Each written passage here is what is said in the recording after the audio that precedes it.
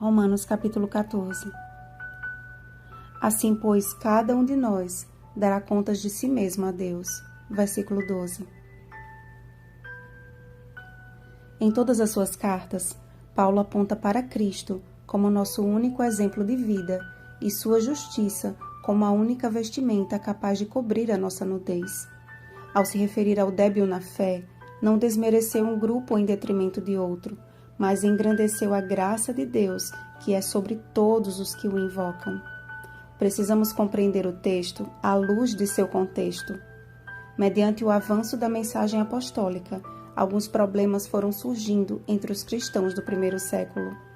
Dentre eles, estava a abstinência de carnes sacrificadas aos ídolos, como estudamos no capítulo 15 do livro de Atos, e a dúvida dos conversos judeus entre continuar observando os dias religiosos judaicos ou não. Muitas doutrinas e opiniões antibíblicas surgiram deste capítulo, como a abolição do sábado, o desprezo ao vegetarianismo e o fim da distinção entre carnes limpas e carnes imundas. Contudo, nada disso tem harmonia alguma com as demais escrituras e não passa de uma deturpação das palavras de Paulo. O que o apóstolo quis destacar não foi comida nem bebida, mas a tolerância que precisamos ter uns com os outros, principalmente com os novos na fé. Na dúvida sobre a procedência dos alimentos cárneos, muitos decidiam fazer uso apenas de alimentos vegetais. E muita atenção para um detalhe que faz toda a diferença. Paulo usou a palavra comida, que de maneira alguma poderia abranger carnes imundas, posto que nem alimentos são. Outros recém-conversos ainda, compreendendo que os dias ou feriados religiosos apontavam para Cristo como Cordeiro de Deus, não viam mais sentido em observar tais festas se o perfeito sacrifício já havia sido consumado. E isso não tinha ligação alguma com o sábado, haja vista ser este um mandamento instituído por Deus desde o Éden, Gênesis 2, do 1 ao 3, até a eternidade, já que em todos os sábados, pessoas de todas as nações virão me adorar no templo, diz o Senhor. Isaías 66, 23. O grande problema estava na divergência de opiniões que enfraquecia a fé de muitos. O comer carne ou não, e o observar os feriados judaicos ou não, havia deixado de ser uma questão de fé para tornar-se uma pedra de tropeço. Paulo nos aconselha a termos coerência e amor uns para com os outros, que levemos em consideração as nossas atitudes, principalmente diante daqueles que têm mais facilidade em escandalizar-se.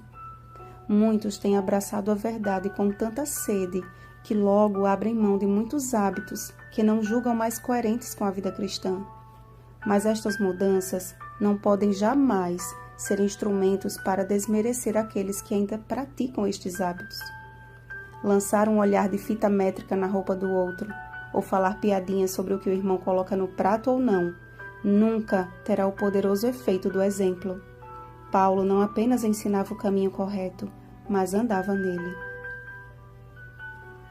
O objetivo da abstenção de hábitos antigos é de adoração e não de exposição. É a busca por uma vida de pureza diante de Deus, conforme o conselho do próprio Paulo aos Filipenses, em Filipenses 4:8. Admoestar ou corrigir deve sempre ter a finalidade de salvar e não de afastar.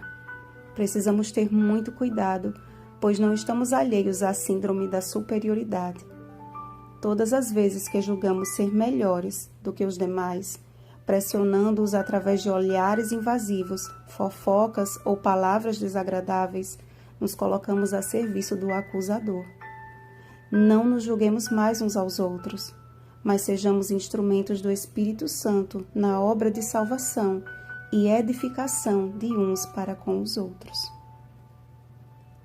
Não torne o vosso bem motivo de vitupério.